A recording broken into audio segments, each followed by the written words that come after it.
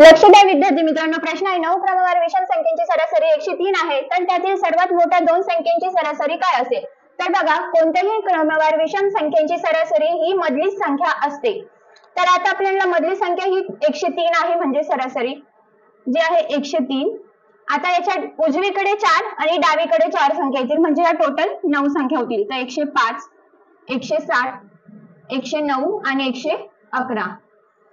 इकडे आपण घेणार 101, 99, 97 आणि 95.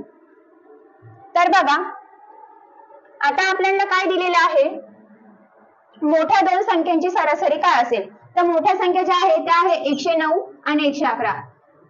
या क्रमवार आहे, तर याची आपली सरासरी जी आहे ती 110, म्हणजेच मधली संख्या. धन्यवाद.